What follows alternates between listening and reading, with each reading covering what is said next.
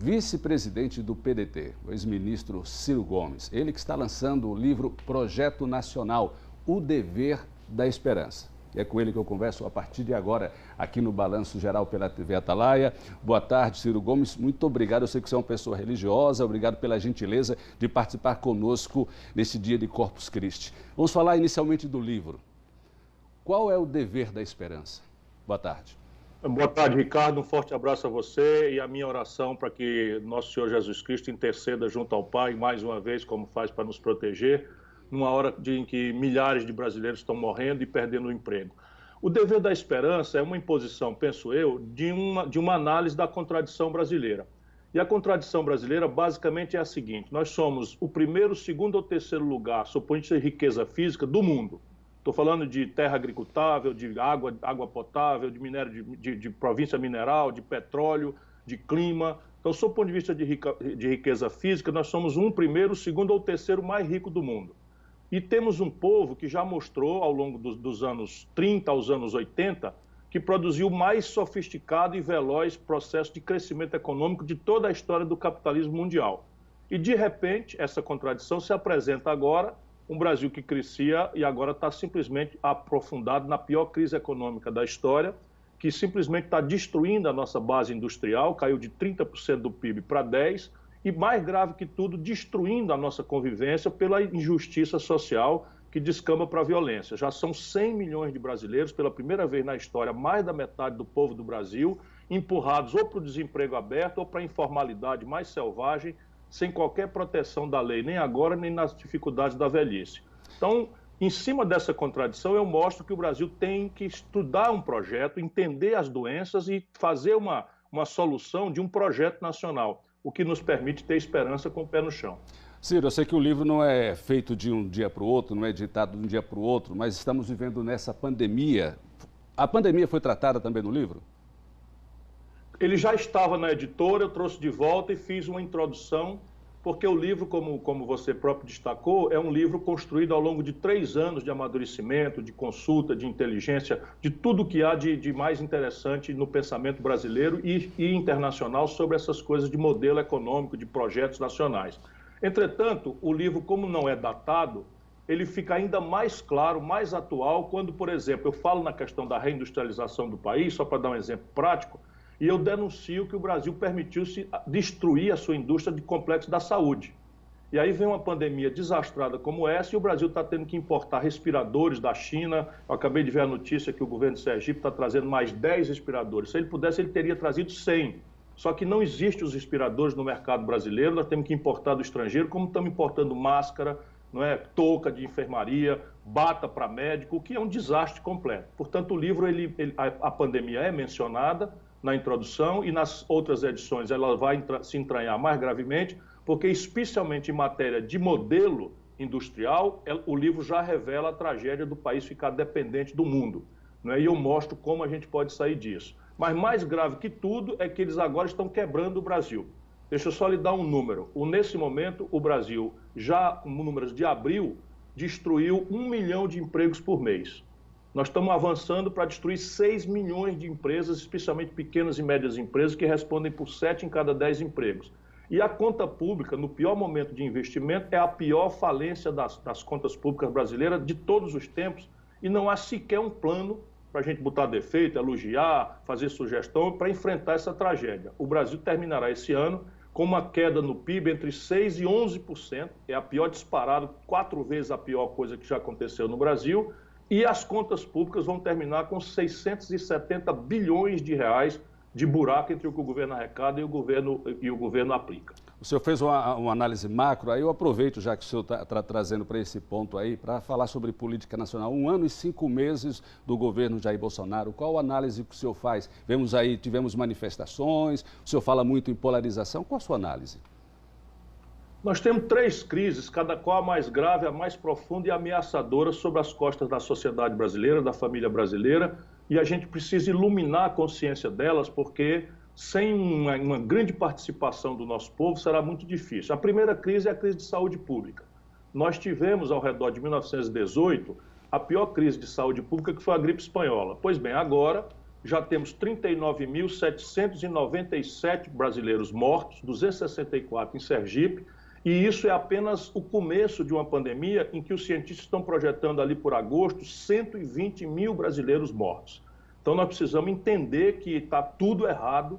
O governo Bolsonaro hoje é um governo isolado internacionalmente, porque nega a ciência, faz tudo na contramão, dá sinais, não equipou o Brasil, não é, com respiradores, com leitos de UTI, não faz a propaganda do necessário isolamento social, e isso nos aponta para a segunda crise. Eu já descrevi, vou repetir apenas um número básico: o Brasil está caindo a nossa riqueza entre 6% e 11%.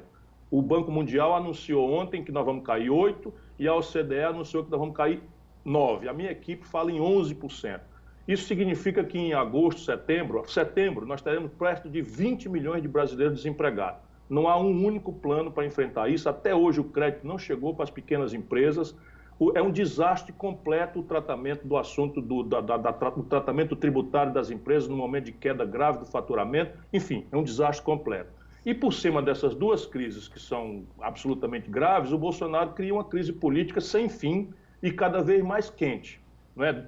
Troca 3 ministros da Saúde em apenas 45 dias, ocupa o Ministério da Saúde com um general da ativa, 23 militares, nenhum com qualquer experiência em saúde pública, que estabelece protocolos de remédio sem ter nenhuma ciência nisso, na contramão da humanidade, da ciência brasileira.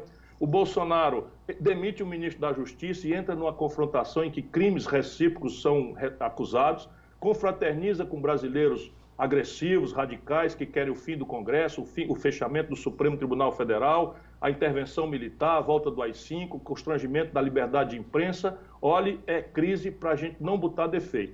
Tudo isso me faz ter um juízo muito grave, muito negativo sobre a consequência do governo Bolsonaro. Por outro lado, o senhor falou recentemente em apoio da esquerda para enfrentar o presidente Jair Bolsonaro. Mais recentemente, esta semana, o PT Nacional disse que quer protagonizar sozinho nas próximas eleições. Como o senhor analisa isso? De novo, vamos botar a luz. Há 3 assuntos que pedem a união de todo mundo. Não precisa pedir carteirinha, nem saber folha corrida e tal. Todo mundo que puder ajudar a salvar vidas tem que se reunir. Todo mundo que puder salvar empresas e empregos tem que vir, nós não temos que fazer nenhum tipo de exigência de ferro no queixo. Todo mundo que quiser e tem o dever de proteger a liberdade da democracia, também tem que se juntar todo mundo. Até aí está tudo certo, eu estou junto. Porém, tem 2 assuntos que a gente precisa, respeitosamente, a burocracia do PT, corrompida como está, não quer fazer, que nós temos que apartar as bandas e explicar as diferenças.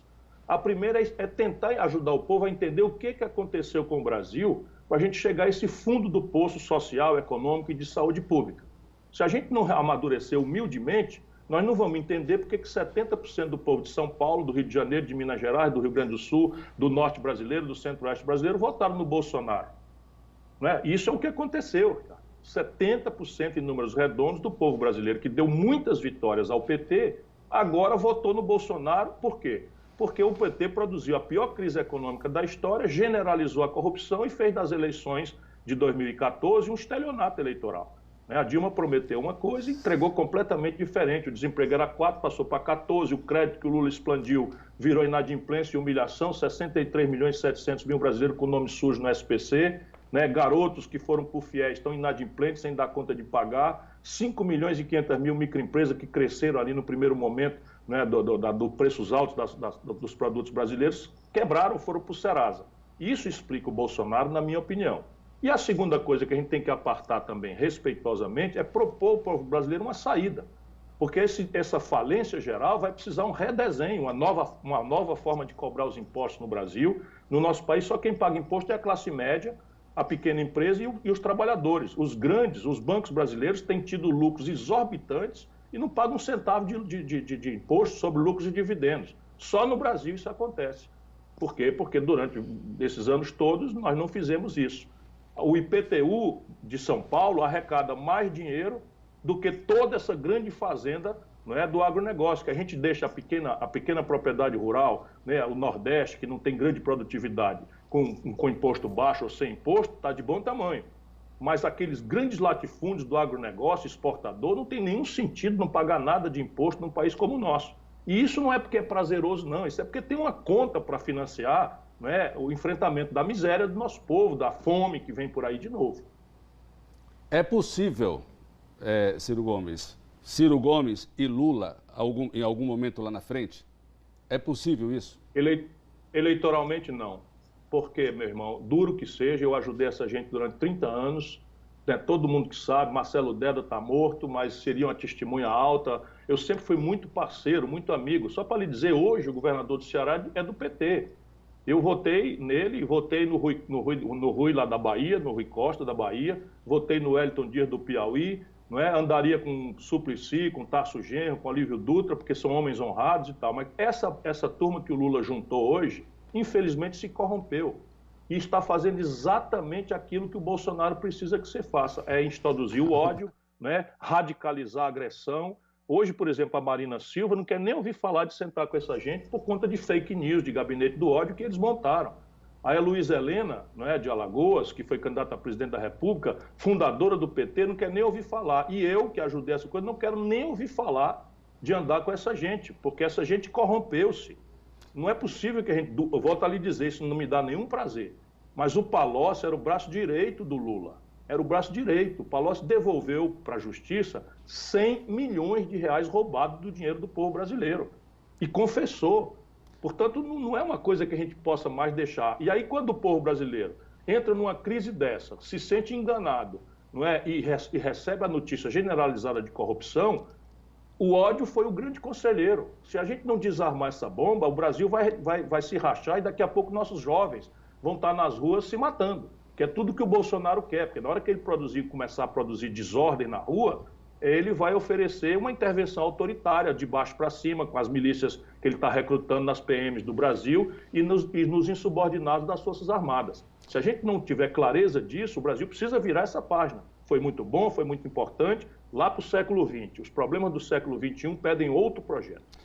O senhor, como vice-presidente do PDT, deve ter sabido que recentemente o ex-presidente Lula concedeu entrevista aqui e criticou o mais novo reforço do PDT aqui em Sergipe, que é o prefeito Edivaldo Nogueira, né?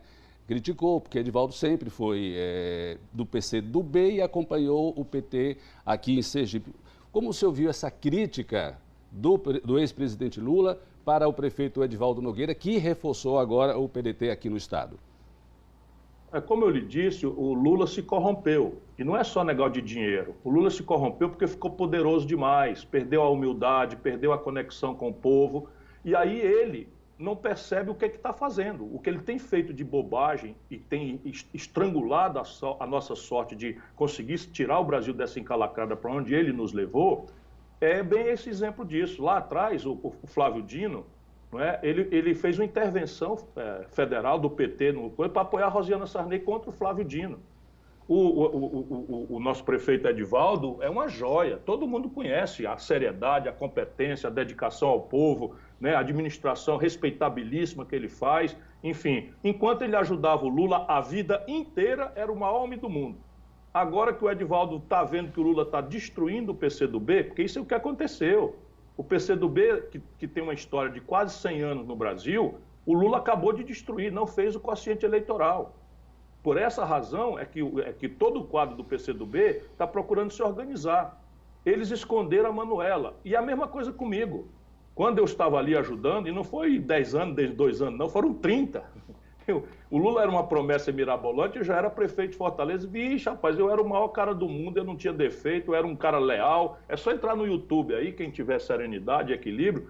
Mas, de repente, eu digo, meu irmão, você está mentindo para o povo brasileiro. Isso é que os amigos dele não falam mais, porque os grandes amigos que tinham personalidade só são puxa-saco. Só para você ter uma ideia, o Lula mentiu para o nosso povo, que tem carinho, que tem gratidão justas por ele, dizendo que era candidato em 2018. Aí travou o debate, todo mundo sabia que a lei da ficha limpa não deixava o Lula ser candidato, e ele trava o debate e traz, faltando 30 dias, o Haddad, que era quem? O camarada que 1 ano antes tinha perdido as eleições em São Paulo, no primeiro turno, e tirou 16%. Perder a eleição é uma coisa normal da democracia, eu tenho muita humildade, já ganhei, já perdi, tenho muita humildade. Mas se algum dia eu, na minha comunidade, tirasse 16% dos votos e perdesse as eleições em todas as urnas, eu ia me recolher para fazer eu perdi a validade. Pois não, esse é o homem que o Lula traz, né, quando o país estava enfrentando a maior força dominante nas eleições de 2018, era o antipetismo. Resultado prático, São Paulo 70%, para o Bolsonaro, Minas Gerais, que deu vitória para Dilma, que era uma desconhecida, que o povo votou só porque era a mulher que o Lula indicou. Todo mundo sabe disso. Né? A Dilma nem tradição no PT tinha. Né? Ele foi lá e ganhou do Aécio. O Rio Grande do Sul, que deu muitas vitórias ao Lula, 70% votou do Bolsonaro. Se a gente não entender isso, o Brasil está morto. Falar no Brasil, como é que o senhor acompanha hoje essa queda de braço entre os poderes? Uma verdadeira guerra, né? Congresso, Poder Executivo, STF. O senhor tem analisado, feito uma análise desta guerra que está sendo travada entre os poderes? Eu não sei se no sertão do Sergipe é como aqui no Ceará, mas aqui no Ceará a gente tem um ditado da sabedoria popular, onde eu aprendi muito, que eu sou criado e educado na escola pública do interior do Nordeste, que é a minha terra. Aqui a gente diz que terra onde falta pão, todos brigam e ninguém tem razão. Pois, mal comparando, essa é a lição preciosa do nosso povo. O que está acontecendo? O presidente da República, ele acumula no presidencialismo duas tarefas. Numa, ele é o chefe de governo. É o homem que a gente tem que criticar pela saúde, pela educação. Na outra, ele é o chefe de Estado. Que no parlamentarismo inglês, por exemplo, a rainha é o chefe de Estado e o primeiro-ministro é o chefe do governo. Então, ao redor da autoridade da rainha, a nação inteira é unida. E o que está acontecendo no Brasil? A presidência da República virou um fator de desagregação e de ódio. Esse é o grande problema. Então, o que acontece? O Supremo Tribunal Federal começa a judicializar a política. Por quê? Porque o Bolsonaro vai na contramão do negócio dos remédios, vai na contramão do negócio do isolamento social, queria impedir os governadores de controlar o isolamento social, e nós fomos para o tribunal, e o Bolsonaro começou a se zangar, e aí ele, ao invés de procurar diálogo, ele abre azar, abre confusão, puxa briga. Né? Isso se não faltasse problema de morte, de problema de saúde e de economia desastrada que está aí. E o seguinte, o Congresso Nacional. Tudo que o que ele quer, o Congresso Nacional faz. Quando ele quer uma coisa que não tem nada a ver com o interesse do povo e o Congresso Nacional recusa ou não prospera, aí ele se zanga e vai confraternizar com gente que propõe o fechamento do Congresso Nacional. Isso é o Bolsonaro.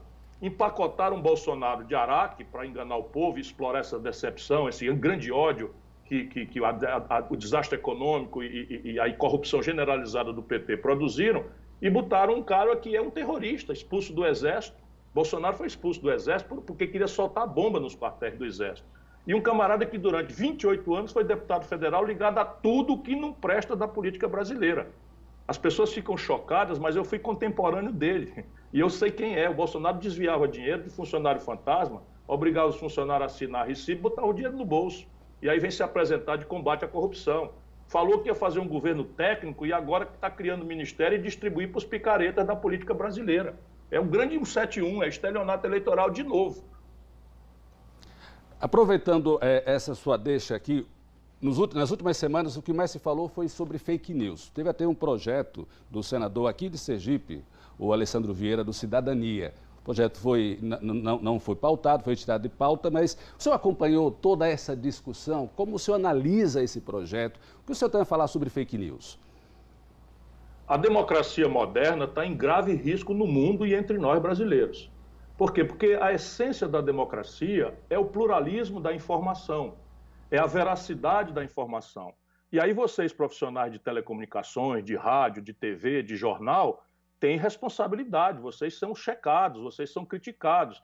E a internet produziu esse submundo do anonimato em que você simplesmente deforma a liberdade das pessoas escolherem seus candidatos, porque de repente eu estou em casa e aí alguém muito espertalhão estudou que o meu sentimento por esses big data, essas coisas de mexer na internet, quando você entra e faz uma pesquisa, o Facebook está vendendo para os políticos, está vendendo para os vendedores, está vendendo a informação das suas preferências, das suas emoções, e aí os cabas atiram exatamente ali. Então você pega e o camarada pega um político e diz assim, fulano então é pedófilo. E aí mete isso numa rede de WhatsApp ou de Telegram, e isso chega para milhões de pessoas impulsionado por robô. E o camarada, fica ali, será que esse camarada explora crianças sexualmente? Morreu. Essa reputação aí, até vocês provar que nariz de porco não é tomada, já morreu o cidadão. Portanto, ou a democracia constrói um conjunto de regras para investigar e punir em tempo veloz de internet, ou simplesmente o nosso povo vai perder a liberdade de votar e a democracia será produto de quem tiver mais dinheiro e menos honestidade para produzir fake news. Gostaria de agradecer a sua entrevista aqui, Ciro Gomes. Muito obrigado. Uma boa tarde para você. Deixa eu só mostrar o livro, ele está à disposição na Amazon.com.br. E é um livro esperançoso, ele procura iluminar o problema e oferecer soluções práticas para o nosso problema. Obrigado. Coloque o livro um pouquinho só mais para frente, porque o pessoal não deu para ver a capa. Só um pouquinho na frente da câmera. Opa, isso, Projeto Nacional, Dever da Esperança. Ciro Gomes, muito obrigado, boa tarde. Obrigado a você, um forte abraço para toda a gente querida de Aracaju e de Sergipe. Agora 12 horas 28 minutos, 12h28, você está aqui no Balanço Geral, neste